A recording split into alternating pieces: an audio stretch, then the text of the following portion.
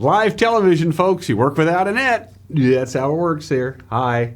It's Tuesday, the 17th day of May, 2022. I'm Dave Kuntz. This is Wake Up Wenatchee Valley, and apparently we're on the air. Thanks for starting your day with us. A few high clouds, 46 degrees. Fairly pleasant day today. Big change coming on a Wednesday. Going to be windy, going to cool down, going to see some rain, going to be some snow on Stevens Pass, and in comes some cold air, and we just can't seem to get out of this pattern. Details are on the way, and we'll give you the latest news headlines. It is full-bore playoff time for the local prep squads. We'll get into that. We'll be televising tonight's first round of the State 4A soccer tournament. Tahoma coming into town to take on the Wenatchee Panthers at Lee Bofto Field at the Apple Bowl, 4 o'clock.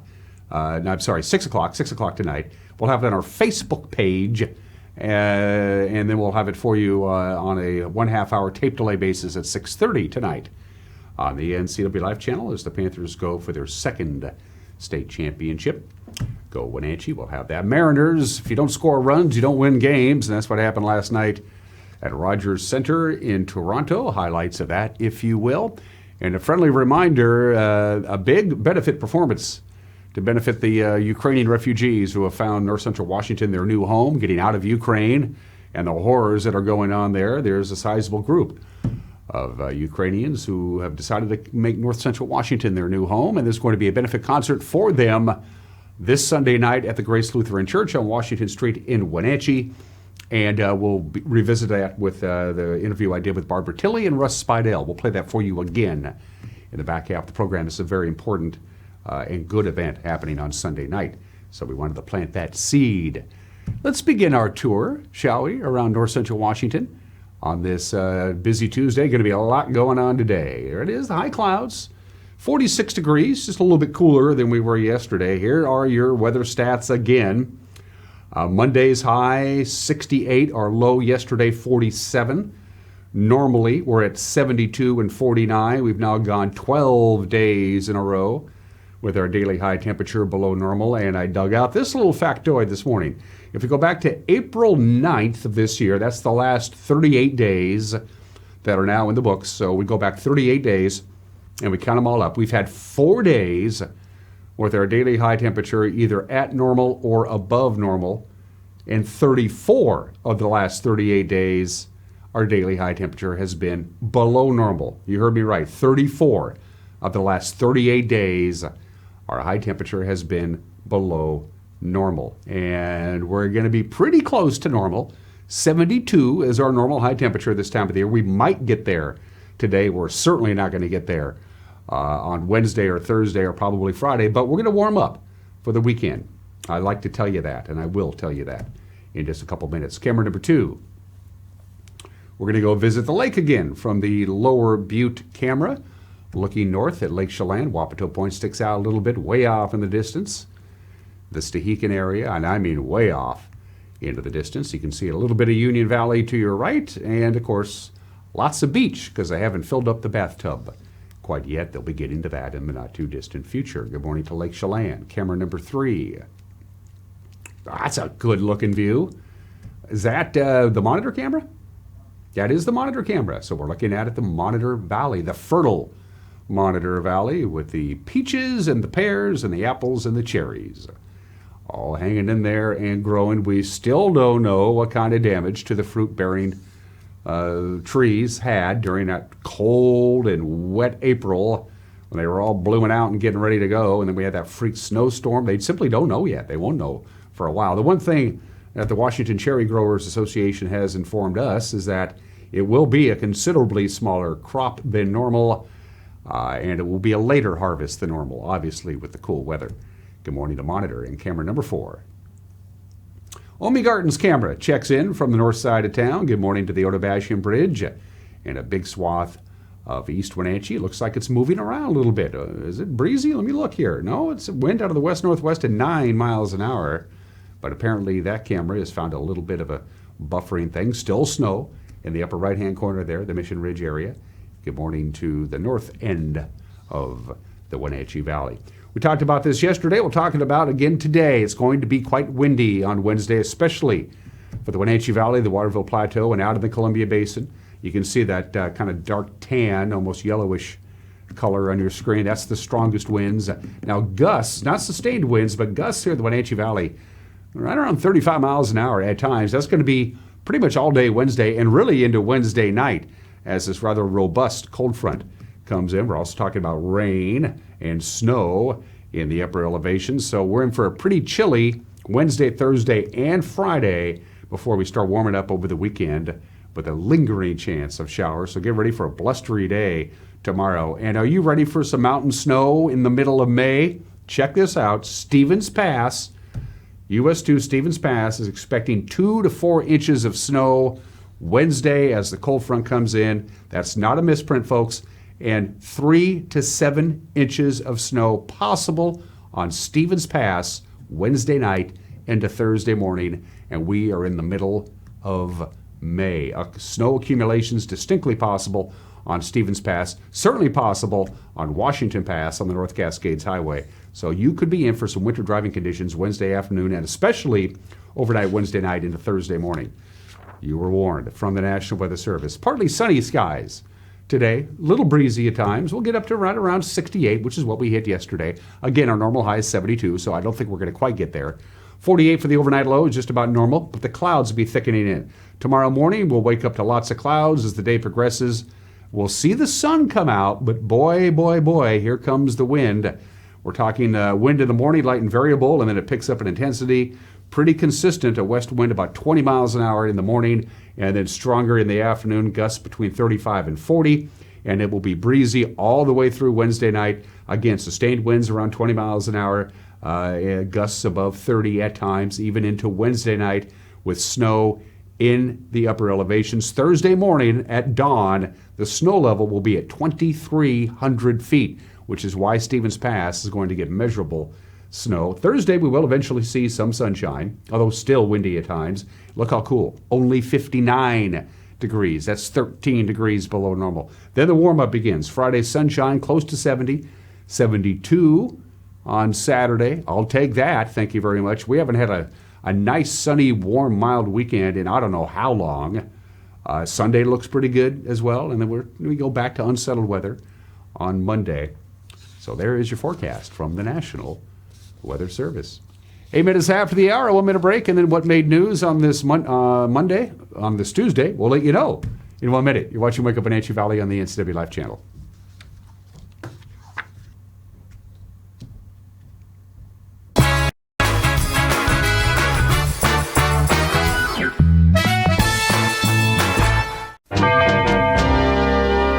Getting ready for the boating season is easy with the help of Bob File Boats and Motors. Now's the time of year to upgrade your boat from a new motor, a bow mount, installing a state-of-the-art GPS fish finder, or just fixing your trailer lights. Make your appointment today. With marine technology changing fast, the service department stays up to date with the newest developments and factory certifications. Spend more time on the water and less time at the shore. Get ready for summer fun now at Bob File Boats and Motors. Hi. I'm Katie Joslin, and I'm a pediatrician at CVCH. We know that as new parents, you have a lot of decisions to make.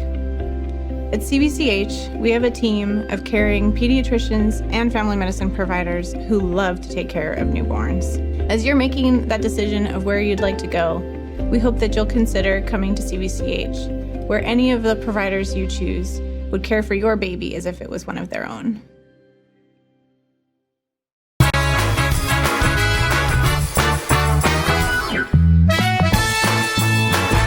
High clouds, 46 degrees in the Wenatchee Valley. Upper 60s, pretty much right around what we got to yesterday, 68. Then the weather changes rather dramatically. The clouds will be rolling in tonight. Cool, windy, and a little bit of morning rain on Wednesday. Windy again Wednesday night, windy into Thursday morning. And then we warm up to rather pleasant conditions with quite a bit of sunshine just in time for the weekend. It's 10 minutes after the hour. A Quincy man who blocked the Senator George Seller Bridge in a DUI crash last week has now been charged with armed domestic violence. 38-year-old Miguel A. Quintanilla is charged in Douglas County with first, second, and fourth degree assault, as well as felony harassment. East Wenatchee police say Quintanilla was arrested last Tuesday after the collision on the bridge. Now, while they investigated the crash, his partner disclosed multiple instances of domestic violence, including an attack last month in which he allegedly used a piece of broken glass as a weapon. Quintanilla has been held since the car crash in the Chelan County Regional Justice Center. A 13-time repeat offender from Moses Lake has been sentenced to more than 15 years in prison, federal prison too, I might add. 35-year-old Jeremy Gilbert, he pled guilty last year to possessing about 100 grams of methamphetamine. He was arrested in 2020 after ramming a Grant County Sheriff's deputy's car and initiating a high-speed chase through Moses Lake. Police say he was carrying methamphetamine plus a loaded firearm in his car despite previous felony convictions. Well, after he made bail from that incident, he was again arrested 4 months later after another pursuit, this time carrying about 80 grams of meth. Senior U.S. District Judge Rosanna Maloof Peterson imposed the 15-year sentence. She said Peterson's repeated offenses demonstrated a need for a lengthy prison time to protect the citizens of the Moses Lake area. Excavation work must stop on a critical area of Number 1 Canyon. Chelan County Commissioners issued a stop work order last week when landowner Tyler Chamber began moving earth on 60 acres above Number 1 Canyon Road without the necessary permits. The area is protected by the county's Critical Areas Ordinance and has a history of mudslides and the potential for flooding. Yesterday morning, neighbors told Chelan County Commissioners they're afraid that development might increase the danger of erosion or wildfire. We've lived out there 25 years, and over that time, we've had 2 floods, flash floods. In this time, we've had 1 or 2 hillslides on that side of the street. And the other thing, we've had 2 fires where we've been called to evacuate. We had to evacuate. And my concern is, I have a couple. One is actually more landslides. And the second is egress. When we had the fires, et cetera, and there's only one way out of that canyon. And if there are a lot more, I have no idea how many houses he's intending to build. So I don't really know. But if there are a whole lot more, it's going to be more problematic just to leave. Highway 2 at Easy Street is going to be the home of a new roundabout in the not-too-distant future, and the traffic circles, of course, they're designed to minimize the frequency and seriousness of collisions at busy intersections like that one. The city of Wenatchee put forward 5 possible art concepts to land in the middle of the roundabout. And last week, the city council selected sculptor C.J. Wrench for the art concept he calls Valley of Fruition. City Executive Dave Erickson said the final design won't look exactly like the original concept. The talk was to kind of remove that center World Cup kind of looking piece and replace it with a potentially an apple tree sculpture. And so I asked him to quickly assemble some information for me. He's done a couple of trees in the past in other parts of the community, or not, other parts of the state, I should say, as examples. And so if you decide to move ahead with this agreement, we would refine this concept over the next 6 months or so, get it down to construction documents. We would also then have to work with the Washington State Department of Transportation to develop a public art plan for the piece, which includes everything from a maintenance agreement with WashDOT to the planting plan.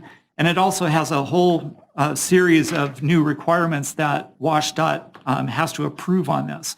Now, we did present this to both the Federal Highway Administration and WashDOT in mid-April, and surprisingly, they're both supportive of it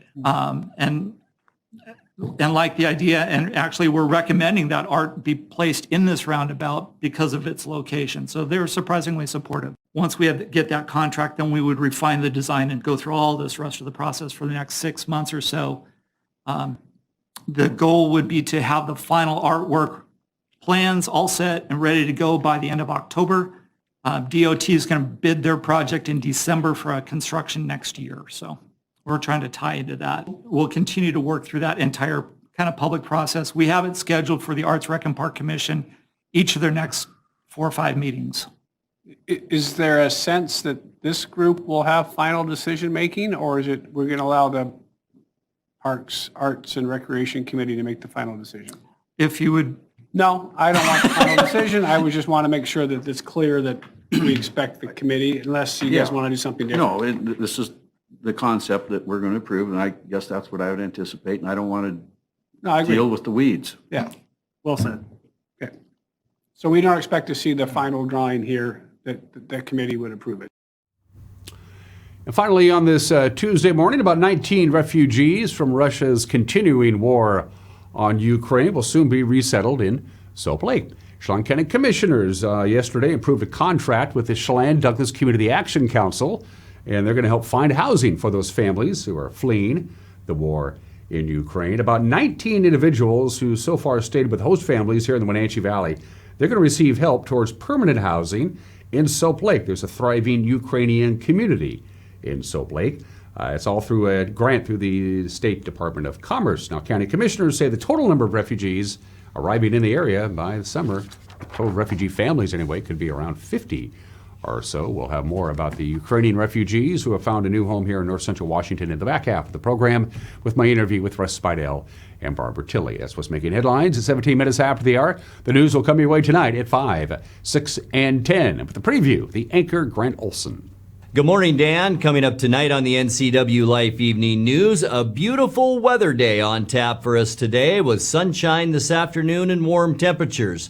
But as Dan has mentioned, changes are coming tomorrow. I'll have all the details in your complete North Central Washington weather forecast. And in sports, Eric Granstrom takes a look at tonight's state soccer match between Wenatchee and Tahoma and has the latest on the Mariners Blue Jays series. That and all the day's news stories coming your way tonight at 5, 6, and 10 on the NCW Life Evening News. We hope to see you then. Dan? Thanks, Grant. And don't forget, you want to chime in and say hi. We'd love to hear from our viewers, and you're pretty good at doing it. The bottom of your screen is the information on how you can get a hold of us. Chris Flexen. Boy, you talk about a hard luck pitcher. He's pitching well, but the Mariners can't plate any runs when he's on the mound for reasons unknown. Sports is 1 minute away. You're watching Wake Up Wenatchee Valley on the NCW Life channel.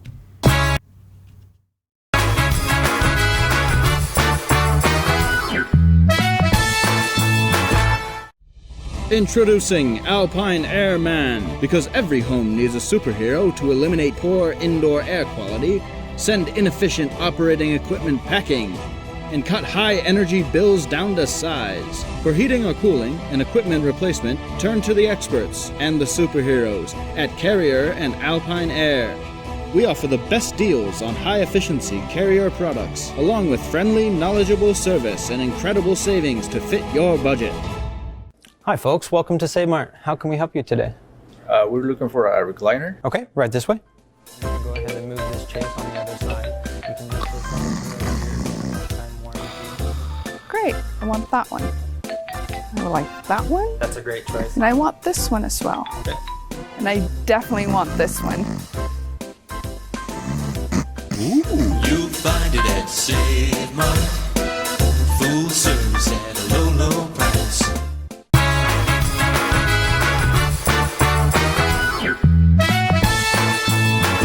19 minutes after the hour, the Mariners once again failed to provide runs for Chris Flexen, and that means a loss. Another one, 6-2 to Toronto. Flexen fanned 7 Blue Jays in 5 1/3 innings. He took his 6th loss of the season. While he was in the game, Seattle managing just 1 hit and no runs. In Flexen's 7 starts this season, the Mariners are averaging 1 run of offense, and you can't win games if you don't score runs. Curveball hit to deep left field. Gone! Bo Bichette and the Blue Jays strike early here tonight. Driven to center, and this one is well hit, and this one is gone. Well, that'll make him feel a whole lot better. Chapman, who's had a lot of warning track fly balls already this season, drives one out to straightaway center, and it is 2-0. Moore charging. Dylan Moore lays out, and Dylan Moore makes the catch. What a play. That ends the Blue Jays threat. Going to stay in play, it looks like. Laddie tracking it, and he made the catch. What a nice over-the-shoulder catch by Guerrero down the line. Again, the 1-2. To left center field, it's dropping and down. Collins will score. Chapman will get held at third on a long RBI single by Tapia to make it 3-0. He swings, clobbers this high and deep out to left field, and number 200 in the career of Eugenio Suarez. It comes north of the border.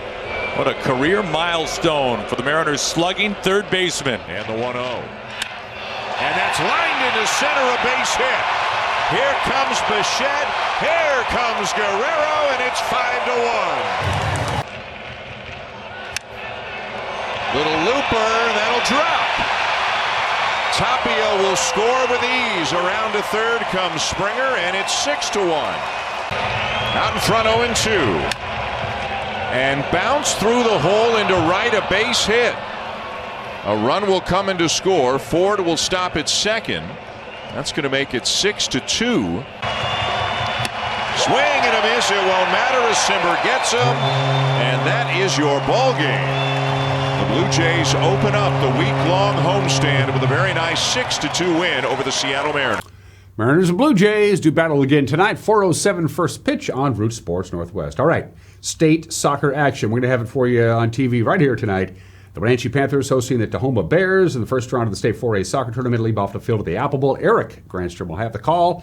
It'll be live on Facebook at 6 o'clock. We'll have it on TV following tonight's news at 6:30. Eastmont is off until tomorrow. They'll travel to Bellarmine Prep to take on the Lions in Tacoma. That game is set to get underway at 6 o'clock. Bridgeport is hosting the state AB play-in game today at 5 o'clock against Columbia White Salmon. The winner will advance to the first round of the state tournament against the Bush School on Friday. Manson travels to Vashon Island for a play-in game tomorrow at 5:45. The winner of that game will take on Cascade at Leiboftel Field at the Apple Bowl Friday in the first round. And Quincy awaits the first round opponent from the play-in game between Riverside and Seattle Academy. The Jackrabbits will host the game Friday at 6 o'clock. Congratulations to the Wenatchee girls golf team. They won the district tournament yesterday. They were the hosts, I might add. They were a full 61 strokes better than second place Sunnyside at Three Lakes Golf Course. Eastmont took third. Wenatchee's Ashley Willoughby, medalist with a 90. Her teammate Jason Mowbray was third. The boys start their two-day district tournament this morning at the Yakima Elks Golf and Country Club, and then they finish tomorrow at Apple Tree. State baseball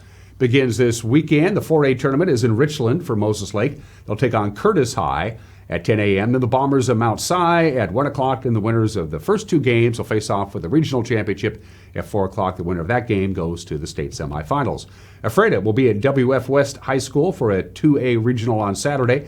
Tigers take on Fife at 10 a.m., followed by Shadle Park and Tumwater at 1. The winners play for the regional title at 4 o'clock. Chelan stays relatively close to home for its regional tournament. They'll take on Meridian at Recreation Park Saturday morning at 10 a.m. That's followed by Kaloya at College Place at 1 o'clock, and the winners will face off at 4 o'clock for a chance to go to the state semifinals. Quincy travels to Mount Vernon and the Dream Field at Skagit Valley College on Saturday. Jackrabbits have a 10 a.m. game against Cedar Park Christian. If they win that, they'll take on the winner of Kingsway Christian and Natchez Valley at 4 o'clock for a chance to go to the Final Four. 2B teams from the North Central Washington will be spread near and wide for their regional tournaments. Okanagan plays Tri-City Prep at Shadle Park High School at 10 a.m. on Saturday. They'll take on the winner of Toledo and Jenkins Chewelah if they win. Brewster gets to stay home for its regional with Warden at 10 a.m. That's followed by Friday Harbor and Kalama at 1. Then the regional championship will be in Brewster Saturday afternoon at 4.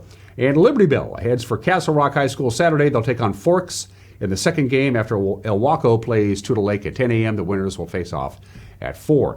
Big Nine Softball heads to the postseason. Playing games today. Wenatchee hosts Ike at 4 o'clock at Walla Walla Point Park. Winner advances. Loser is done. The other game is Sunnyside at West Valley at 5. The winners of today's games will play the highest remaining seed Friday at 3. Eastmont will take on Moses Lake Friday at 4 for the district championship. The District 5-6 2A tournament wraps up today in Sela.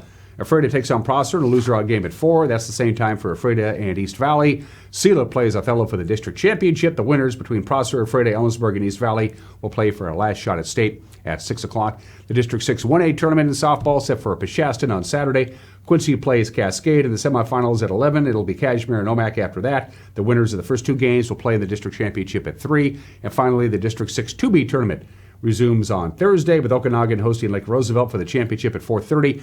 Tonasca travels to Brewster for a loser-out game at 4:30. And then on Saturday, the loser of the title game between Okanagan and Lake Roosevelt will host the winner of the Brewster-Tonasca game at 11 a.m. for a shot at state. There'll be a test later on. By the way, those are just some of the games that people are playing at 25 minutes after the hour. I had 4 obscure holidays to choose from. Today is National Pack Rat Day. Today is National Graduation Tassel Day. Today is National Cherry Cobbler Day. But today is National Walnut Day. Walnuts, and I got some nutty facts about walnuts. Walnuts are the oldest thing that comes from trees that humans have been eating. We've been eating walnuts grown on trees for about 11,000 years, the oldest of all of them. 99% of this country's walnut supply is grown in the Central Valley of California. That comes out to about 1 billion pounds of walnuts every year, almost all of them grown in California. Walnut trees produce about 3,500 pounds of walnuts on average per acre. It takes about 5 years for a walnut tree to begin producing walnuts, but once it starts doing it, it can produce walnuts for the next 40 years. That's pretty impressive. And walnuts are really good for you, all kinds of good stuff. They're very healthy for you. So, and I love walnuts. It helps that I like to eat stuff that's actually good for you. Chow down on some walnuts, everybody. It's National Walnut Day. Today in history. Happy 122nd birthday to the wonderful Wizard of Oz. As written by L. Frank Baum, the children's novel was first published on this date, May 17th, 1900. The very first copy was given to the author's sister. They could not keep this book in print. First edition copies go for a lot of money. Happy birthday to the Wizard of Oz, 122 years old today. May 17th, 1939, that would make it 83 years ago today, the very first televised sporting event ever. The Columbia Lions and the Princeton Tigers played a collegiate baseball game at the Baker Bowl in Philadelphia, and it was televised in the greater New York City area. First ever sporting event shown on television was a college baseball game. The next day, the New York Times said, I can't imagine how this is going to work. They had one camera in the announcer's booth in the press box right next to the announcer. Couldn't really see much. It's baseball. Doesn't work that way. It caught on anyway. May 17th, 1954. 68 years ago today, the United States Supreme Court issues its historic Brown v. Board of Education decision outlining racial segregation in all public schools. The case was originally argued in the spring of 1953. Felix Frankfurter, one of the 9 justices, realized it wasn't going to work with the current makeup of the court. He convinced the court to re-argue the case in the fall of 1953. And then two really good things happened. The Chief Justice of the United States in September of 1953 died, Fred Vinson, and he was replaced by Earl Warren, who was able to cobble together a unanimous decision. It was not easy, and it was handed down on this date 68 years ago today, one of the most famous Supreme Court rulings of all time. And finally, May 17, 1977, 45 years ago today, Nolan Bushnell, who made his money on Atari video games, got into the restaurant business, and he opened the very first Chuck E. Cheese's restaurant in San Jose, California. Chuck E. Cheese, whose mascot is a rat. Didn't think that one through. Chuck E. Cheese filed for bankruptcy a couple of years ago. COVID, the pandemic, they had to close all the restaurants. Then they got into the food delivery business. We'll deliver our pizza. But of course, Chuck E. Cheese doesn't serve food, at least not edible food. Happy birthday to Chuck E. Cheese's. Let's do some birthdays, shall we? Which gives me a chance to talk once again about the saga of poor Ron Wayne, who's 88 years old today. Ron Wayne, back in 1976, got together with Steve Jobs and Steve Wozniak to found the Apple Computer Company. He was one of the 3 co-founders. He was in charge of the paperwork and administrative oversight. But Ron Wayne had been in some business venture. He was a capital investor in a number of different businesses for the previous 5 or 6 years, and they all failed. And so Ron Wayne got cold feet. In 12 days after Apple was founded by Jobs, Wozniak, and Wayne, he sold his shares back to Steve Jobs and Steve Wozniak for $800. $800, he sold his shares back. A couple of years later, when Apple Incorporated, he sold his remaining rights back for $1,500 so there would be no potential future claims in ownership in Apple. So he sold everything out for $2,300. In the early 1990s, Ron Wayne sold his original Apple partnership papers that was signed by himself and Steve Jobs and Steve Wozniak. He sold the original contract for $500 in the early 1990s. 10 years ago, that same contract was sold at an auction for $1.5 million. Ron Wayne lives in a mobile home park in Panthrop, Nevada, where he spends his leisure time playing the penny slots at a local casino. Ron Wayne is 68 years old today, and we missed Dennis Hopper. We lost Dennis Hopper about 12 years ago. Dennis Hopper, born in the state in 1936. He was in a lot of good movies, but he was really good in Hoosiers. We miss Dennis Hopper. Easy Rider, too. He wrote it.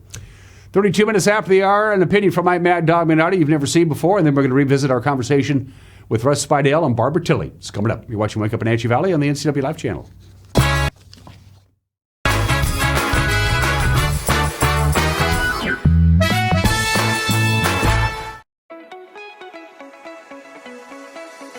Blue Lagoon Pool and Spa has hot tubs in stock now. Spas are scientifically proven to improve sleep and ease arthritis pain. Let us help you find the perfect spa today.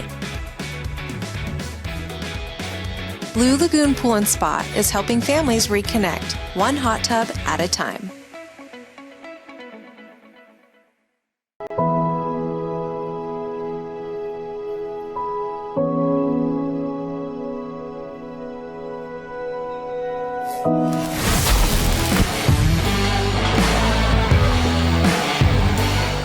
It has really been a great partnership between Succession and NCW Life. It's not always easy to sit in front of a camera or a microphone, but you guys have made it a really nice process.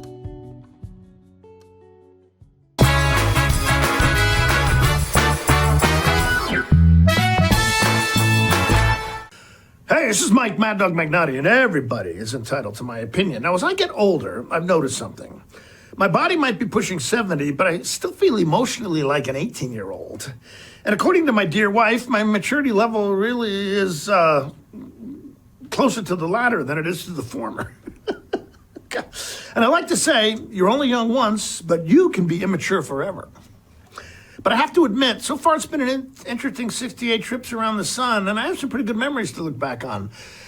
But you know what they say, if you remember the 60s, you weren't really there. This is Mike Mad Dog Magnotti, and that's my opinion.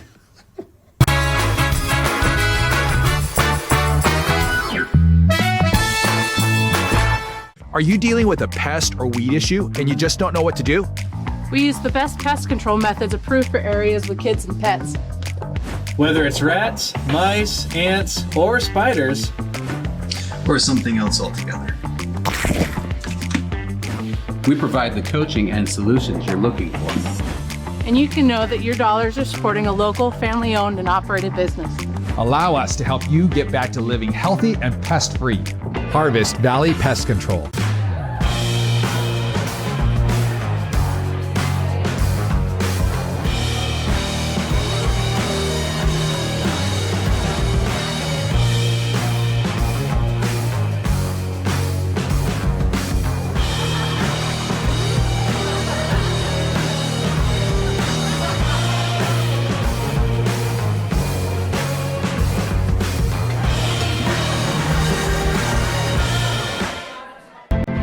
As AmeriCorps members and volunteers, we do more than talk about our core values.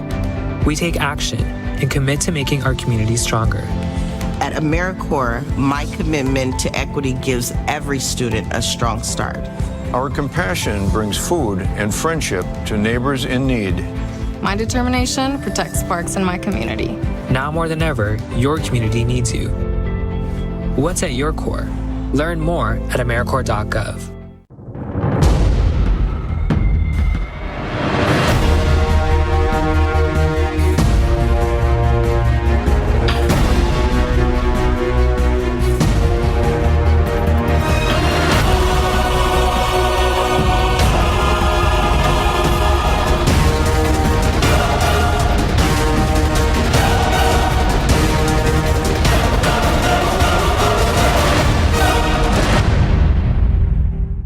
I'm here at the Discovery Center at Rocky Reach Dam, where there's a ton of cool stuff to do. You can learn how the dam harnesses the power of the Columbia, walk inside a Native American Tule Lodge, and steer clear of disaster on the Rock Island Rapids. You can check out the new fish viewing space and even stare a salmon right in the eye. Explore all this and more at Chelan County PUD's brand new Discovery Center at Rocky Reach Dam, now open year-round. Hello spring, hello savings. Now at Boswell's. Save hundreds with a free leather upgrade. Or get $300 off stressless Mike and Max motorized recliners with a soft rocking motion that provides instant comfort. And $300 off the new 50th anniversary retro stressless Royal recliner. Available with the iconic stressless original base. Shop Boswell's, 2915 Easy Street in Wenatchee.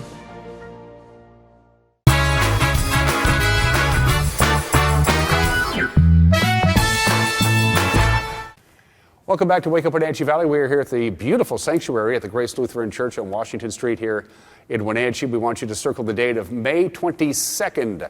May 22nd is going to be a big event here, a big fundraiser, and a kind of an awareness, raising awareness of the plight of the Ukrainians. We all know what's been going on since the middle of February in Eastern Europe. It's an ugly situation. And yet here in the Wenatchee Valley, we got good people doing good works to help these people out. We have Ukrainians here in north central Washington who just barely got out in time, and they basically with the clothes on their back, and we can do better than that. And this is why Barbara Tilley and Russ Speidel are joining me here at Grace Lutheran Church. Thanks for coming in and joining us. I appreciate it. Oh, you're welcome.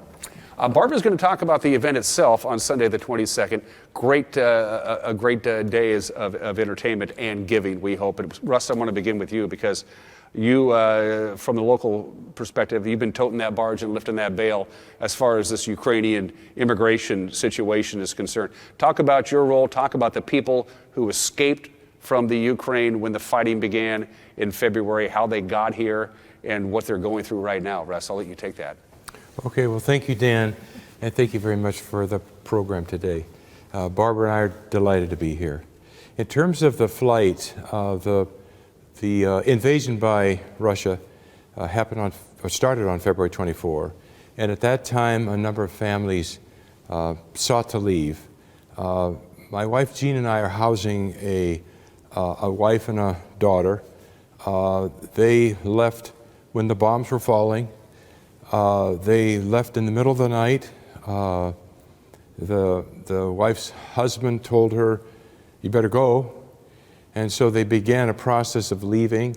It took them several days to leave their city near Kyiv and reach the border with Poland. They traveled by foot, by car, by bus. When they reached the Polish border, they had to stand for 5 hours in the snow and the rain before they could pass into Poland. They ended up in Krakow, spent many days trying to obtain help to translate for themselves into English forms that had to be completed in order to come here. They eventually flew out of Warsaw to Frankfurt and then to Seattle. And that's just one family. That story is repeated for many people. For the estimated 4 million who have fled Ukraine. Most of them are in Europe. The people living in our home want to stay here. The wife's mother has been here for 5 to 10 years. So there's family here, and there's actually a fair number of Ukrainians who live in north central Washington. We anticipate for the most part that the refugees will remain in Europe to hopefully be reunited with their families who are still in Ukraine. In the case of the mother and daughter living with us, her husband is in Ukraine. Her son, who's 18, is in Ukraine. If you're a male in Ukraine and you do not have at least 3 minor children you're supporting, and you're between the ages of 18 and 65, you must stay and fight in the war. And so the husband and son of the wife and daughter staying with us, the husband and son are back in Ukraine fighting in the war. It's the hope of... How are they holding up, knowing that, that's a good question. that the males of the family are not only, 6,000 miles away, but they could very well be killed any day? How does one deal with that? It's very difficult. The wife staying with us has said publicly that she just does not follow the news. She can't handle it. The daughter does follow the news. She's 14. I think each person has to deal with that as best they can, Dan. It's a very difficult situation. Are they in touch at all? Yes, yes, they are. Okay. In fact, I met the husband by phone one day. And I told the husband that if I could speak Russian or Ukrainian, I would be there with him. I told him that I feel our presidents, all three, that Presidents Obama, Trump, and Biden, have not been as forceful as we should have been from day one, beginning in 2014. And I told him that I wanted him to know that his wife and daughter are safe, and I want to encourage him to win the war. So that was my conversation with him. It was brief. His wife is able to speak with him by phone, believe it or not. There still is civilization in Ukraine, even though it's being bombarded daily by Russia. Best case scenario, the war is over, Ukraine holds off Vladimir Putin, the family can be reunited. Are the daughter and the wife going to go back to Ukraine, or is the son and the father going to come here to north central Washington? So the wife is committed to stay here. And of course, the daughter, she's 14, but presumably she stays here too. The wife is committed to learning English. She is in 3 separate ESL classes. So she definitely wants to learn English. She wants to work. And I'm sure as soon as she receives a work authorization, she'll be applying for employment. My understanding is that she is a capable forklift operator.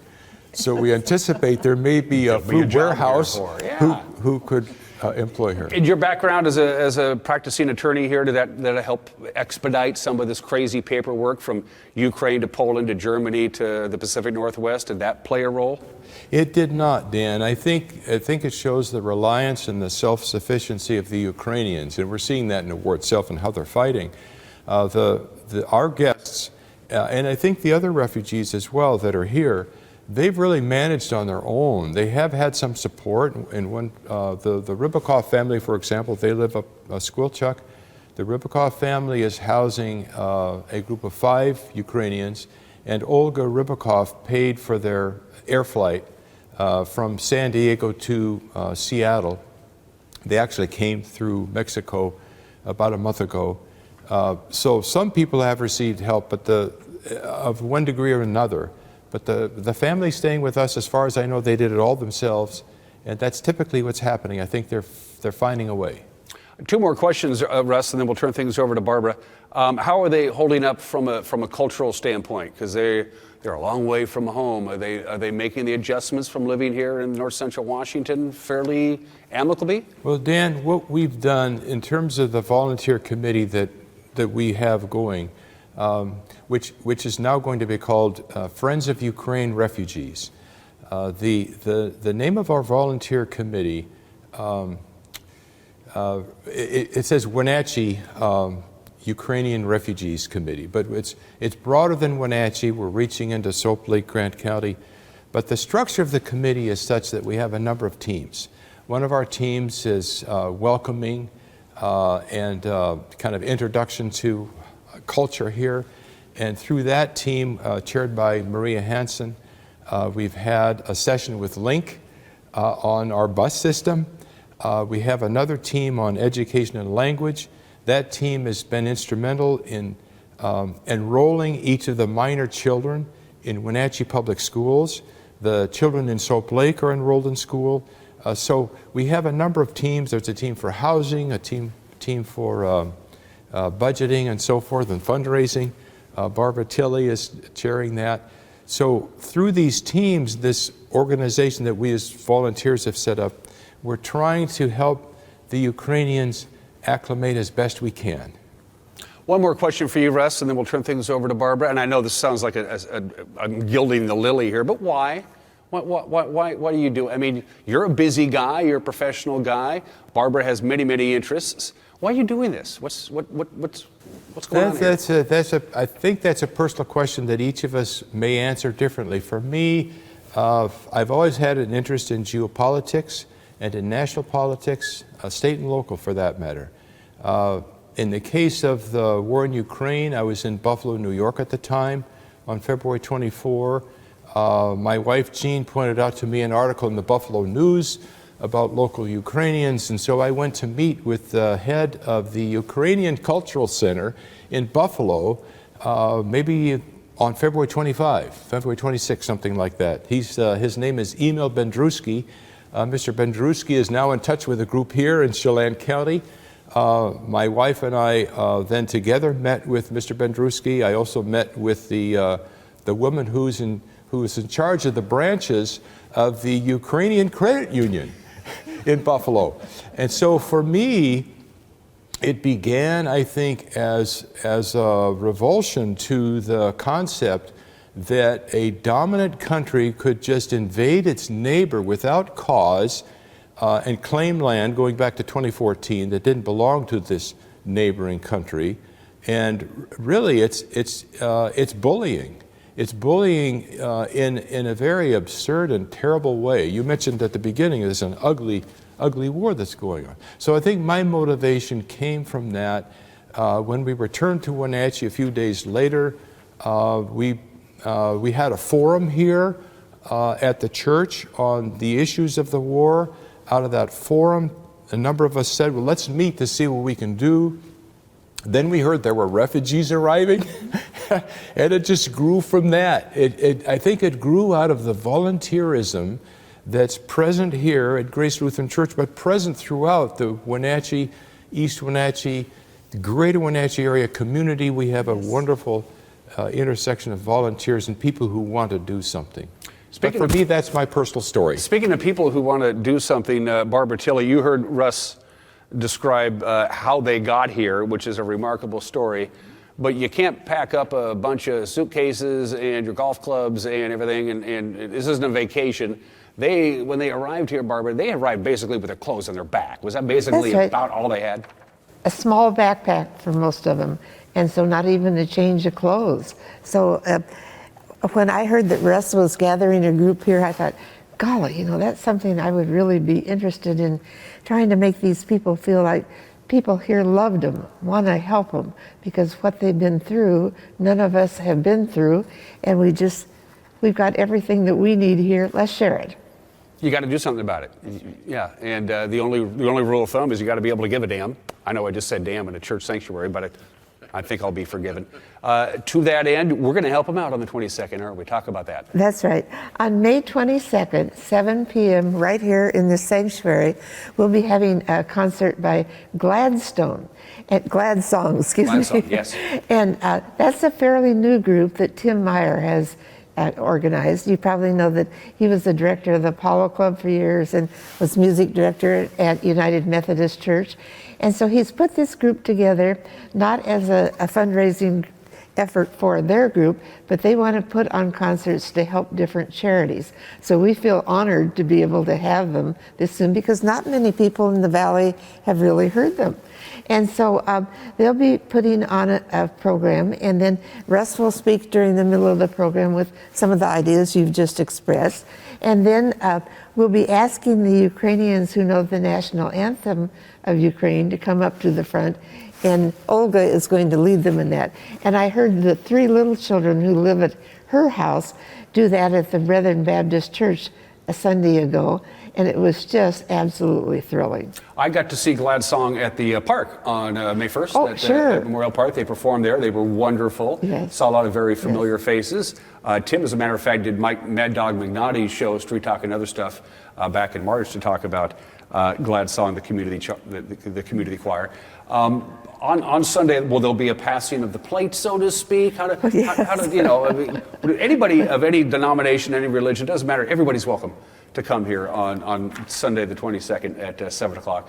How are we going to do on? How are we going to raise awareness and raise funds? How does that going to work? We're not going to sell tickets. It is going to be, like you say, strictly by donation, and so we'll have several spots with the offering plate on it, as they can't get out of here without seeing an offering plate. So we're hoping to do well, but I do want to add that fundraising has been easy. I've been involved in lots of fundraising through the years, and people are so happy to contribute to this.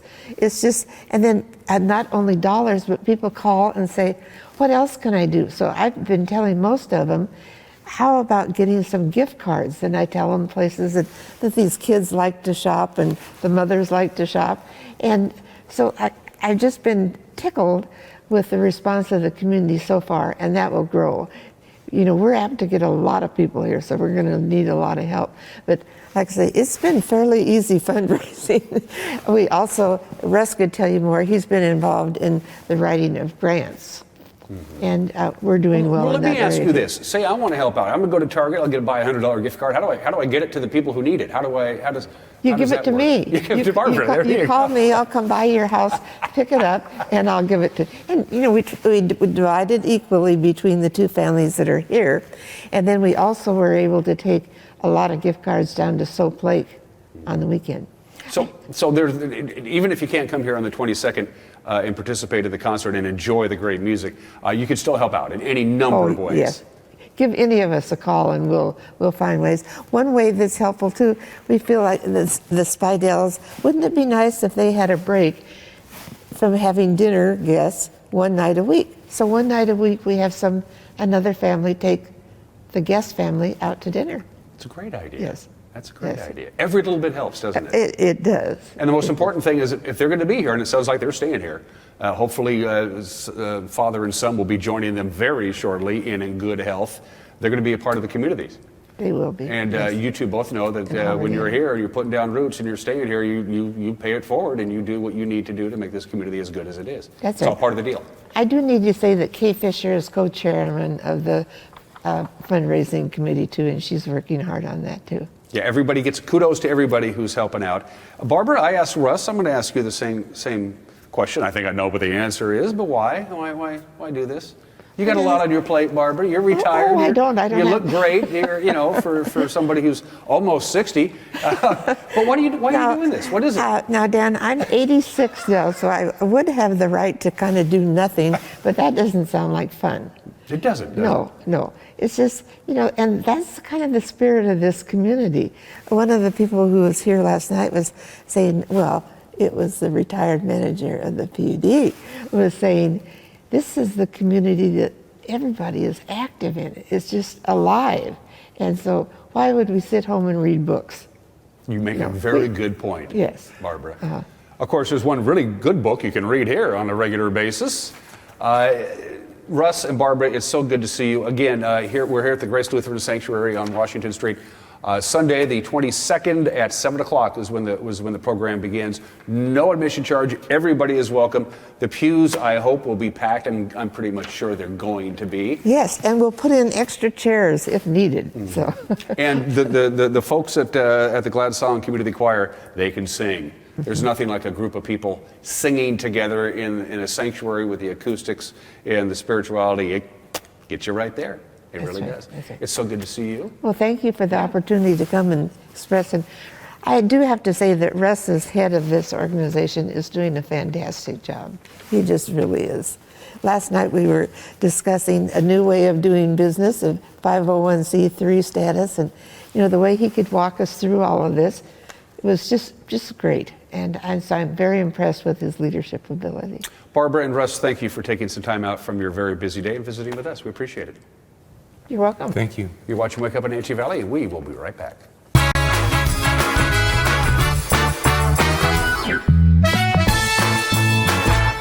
NCW Life Channel is your local TV station.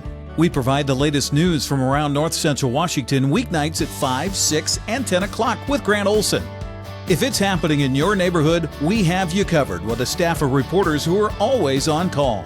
Grant will also keep you up to date on the latest weather, and Eric Grandstrom covers sports. It's all on your local TV station, the NCW Life Channel. Hi, I'm Chuck Dronan, Managing Member at Epledollin Retirement and Assisted Living. It's been a tough year for all of us, but especially for those working and living in senior care facilities. Over the course of these many difficult months, our staff at Epledollin has been vigilant in adhering to federal and state guidelines to protect and assure the safety of our residents and their caregivers. If you're in need of assisted living for a loved one, give us a call at Epledollin. We're here for you.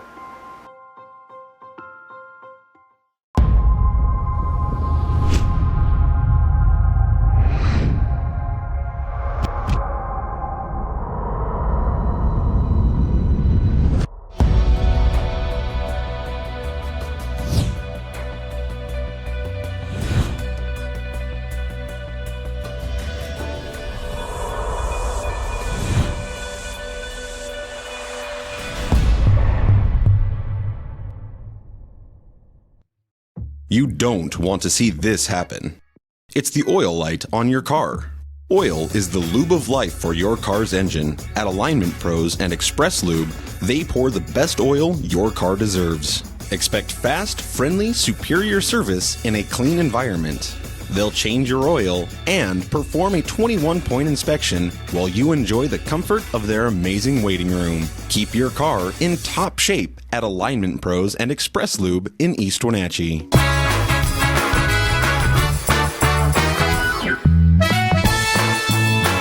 And we are back. We've ticked up a couple of degrees in the last few minutes. We're now at 50 here in downtown Wenatchee, although it is a little breezy. A northwest wind out at 12 miles an hour. There is wind in the forecast, but not until Wednesday and Wednesday night. And we're not talking a little windy. We're talking real windy conditions. A rather robust cold front going to fly right into the Wenatchee Valley and most of eastern Washington. Going to be a nice day today. Not so much Wednesday, Thursday, and Friday as we cool down. Here are your gusty winds. These are wind gusts, not sustained winds, but as you can see in the Wenatchee Valley, up in the Waterville Plateau, and out in the Moses Lake Ritzville area, pretty strong winds. As this cold front comes in, it'll be breezy tomorrow morning by 2, 3 o'clock in the afternoon. It's going to be downright windy, and it's going to be downright windy right on into Wednesday night and into the early morning hours on Thursday. And on top of that, I mentioned it is a strong cold front. It's going to bring snow to the Cascades. The forecast for Stevens Pass on Wednesday is 2 to 4 inches of snow on Wednesday afternoon, and then overnight Wednesday into early Thursday morning on Stevens, an additional 3 to 7 inches of snow. Stevens could get 10 inches of snow from this cold front by the time Wednesday afternoon all the way into Thursday morning. And this is the middle of May. And we continue to see much cooler than normal temperatures. We've gone 12 days in a row now with our daily high temperatures below normal, and 34 of the last 38 days dating back to April 9th. We've had the high temperature below normal, and that's going to continue, unfortunately, for today. We think the normal high temperature for this date, May 17th, is 72 degrees. What's our forecast looking for? Not quite there. From the National Weather Service, about 68, partly cloudy. Again, a little breezy at times, and it's breezy right now. Hopefully we'll get a little warmer than that 68 degree mark. 48 for the overnight low tonight, and the clouds will be thickening up. Wednesday morning, clouds. Wednesday afternoon, sun, lots of wind, and a high of 63. And it's a cold front, so look how chilly it's going to get on Thursday. Only 59. A lot of sunshine, still some residual wind from the front that's coming in, but we're only going to get to 59. We'll be in the 30s for the overnight low on Thursday night, which could set a record. We'll gradually warm up for the weekend. That's it for us. We'll see you tomorrow. Bye-bye.